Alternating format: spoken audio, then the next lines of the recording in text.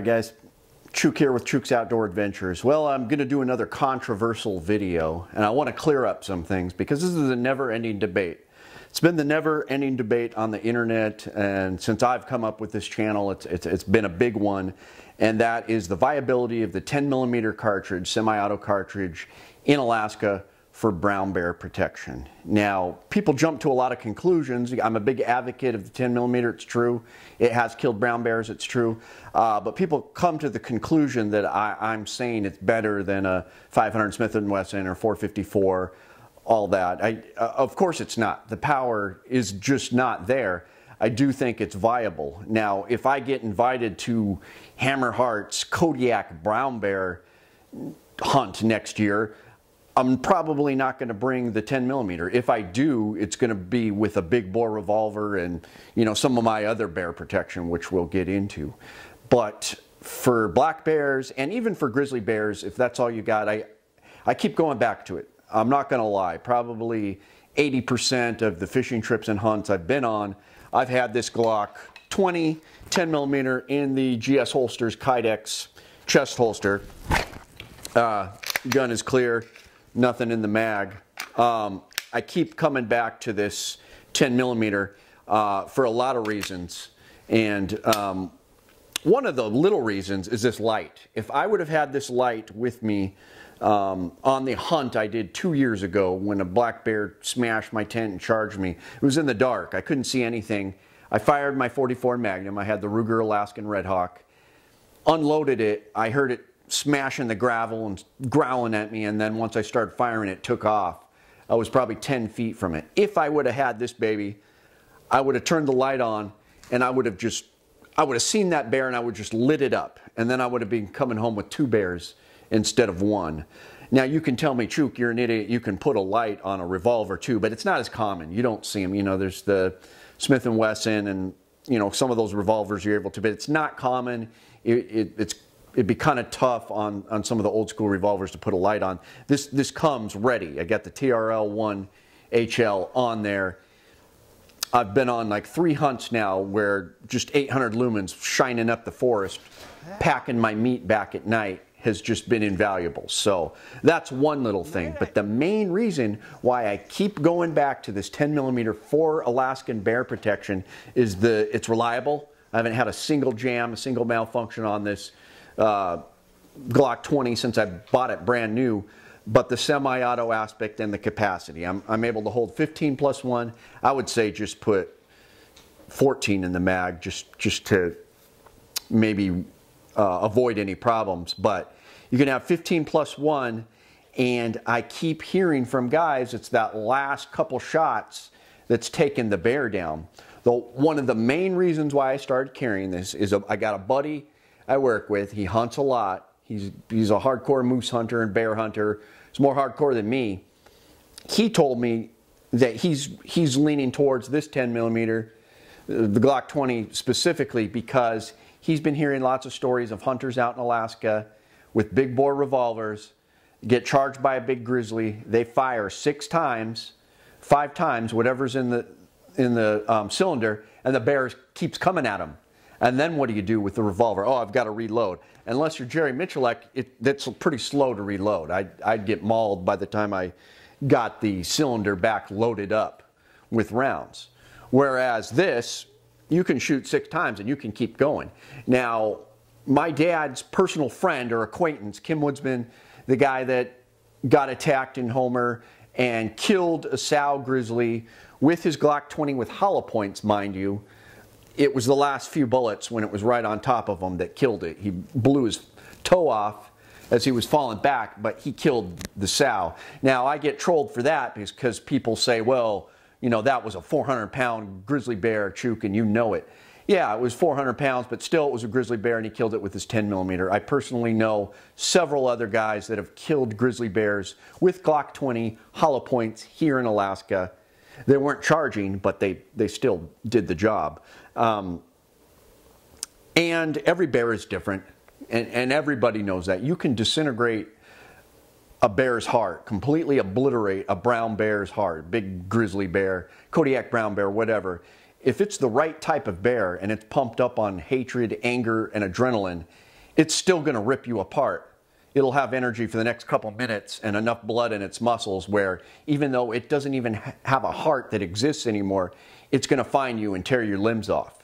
Other bears, you see videos, they get shot once and they just fall over.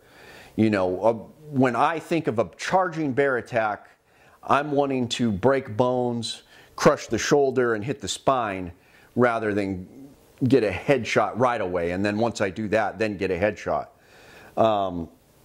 And I still, sometimes I choose the 40. Now, I did have the 500 Smith & Wesson, and I apologize, I traded that away. You know, Chuck from Alaska Ballistics just tortures me. He shames me every chance he gets because I've been trading some of my guns away to get other guns, and he doesn't like that. But it's made things interesting for me. Right now, I had a 44 Magnum. I really like the 500 Smith & Wesson. I felt confident with it. Right now, I have a 44 Magnum. And sometimes I'll bring this. It just depends on the situation. Sometimes I'll bring both. And really, when it comes down to it, you know, I'm not that big of an idiot. This is the best bear protection. This is in 12 gauge. I've got a Marlin 4570 here. Now, this thing will thump into a bear and take it down. I just shot a black bear with this thing and on a hunt and just a couple months ago, and it was great. And when I was packing it back, I was in brown bear country, I was hearing other bears around. I had this thing, and I was shining my light around. Super convenient to be able to have an 800 lumen light that you can shine around on a bear hunt. So that was really nice. But what I'm trying to get at is, I'm saying every bear is different. I just think that the capacity and the ability to put a lot of shots on your target accurately, very quickly, it makes a big case for the 10 millimeter. And I'm not the only one, guys. You can't just troll me. I'm pretty involved with all the trading I do. I'm pretty involved with the gun community here in Anchorage, Alaska. So I know shop owners. I got some buddies who own gun shops. Pretty active on the forums here. I talk to a lot of guys who hunt and trading guns. These things sell like hotcakes, like freaking hotcakes in Alaska. One gun shop, and it all starts like in fishing season. There's more people buying these for bear protection during salmon fishing than hunting, I think. But in July, when fishing was really hot, we've got like all 5 species of salmon being fished. A gun shop got like a huge batch, 20 or 30 Glock 20s, sold them out immediately. I go to Alaska Ammo to get my Underwood Extreme Penetrators for the 10 millimeter. This year they were prepared. They stayed pretty stocked up. The summer before, this last summer, these things sold out, and it was very difficult for Chuck and I to go in and get Extreme Penetrators in 10 millimeter. They were always sold out. Sometimes they would get a shipment, they would sell out that morning every time. Because so many people are going around the Alaska woods with Glock 20s and 10 millimeters. Now, I know what you're going to say. I get trolled pretty hard from some Alaska guides, and you know, they're right. They make some good points. You want a 454 revolver. You want to practice with it. You want to be able to shoot it fast and stay on target. And, you know, there's a good case for that. You know, to each their own. I totally respect the old school Alaska guide who's going to have the trusty 4570 and a wheel gun on them, you know, fishing or hunting or whatever. That's totally understandable. There's nothing wrong with that. For me, for some hunts, I feel more comfortable with the semi-auto. I'm not going to lie. Now, one thing I got to work on is my muscle memory. When I ran into bears this summer, except when I was hunting, I was cool as a cucumber then. But when I just ran into some bears on the trail, the first thing I do is I do a startle thing. And then a split second later, then I've got the gun out, and I'm just like, oh, you know, get away from me, getting ready to shoot or whatever. But I don't have the muscle memory yet to just draw and fire. I do a little startle reaction, and then I draw and fire. That's why when I'm in thick trees, I will go ahead and pull the gun out and keep it in my hand. That way, if I do a startle reaction, then I can quickly shoot. I'm not startling and then trying to pull at my pistol.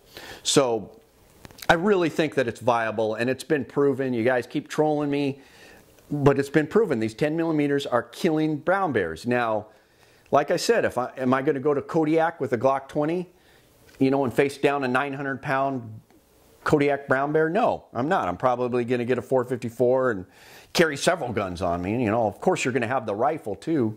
People don't realize that when you're hunting, you've got the rifle. That should be your first defense. If you can get it on the bear, if it's charging, sometimes you might want to throw it down and grab for your pistol, but I don't know, guys. It's just the never-ending debate, but I'm sticking by 10 millimeter, and they are just selling out like hotcakes. Let me know what you guys think. Am I completely off base here?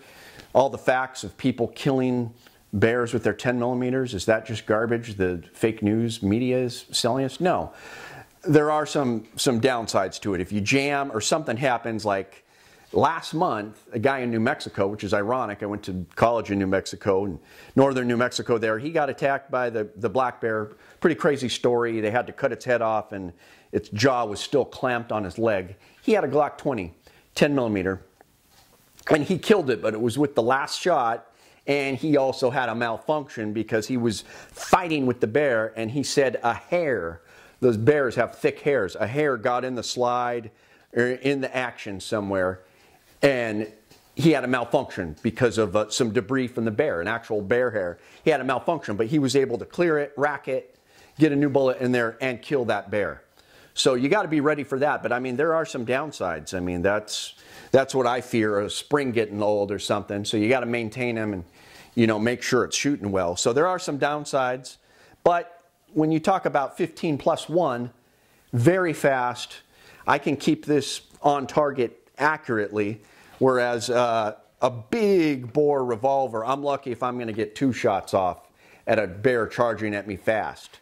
And this thing, I'm going to get way more shots off of. Now, sometimes there's just nothing you can do. Bears run 40, 45 miles an hour. If they catch you unaware, coming out of some thick woods, and I do that startle thing, it's going to be on me. So, I don't know. You guys tell me. Am I completely off base? Tons of Alaskans are buying Glock 20s. They're selling out. In the summertime, the shelves sometimes go bare of 10 millimeter. I think the proof is in the pudding. And we've had bears every year killed with 10 millimeters. So, I don't know. You tell me. Let the argument begin. Thanks, guys. It's Chuke, your friend in the field. Outdoor adventure. No.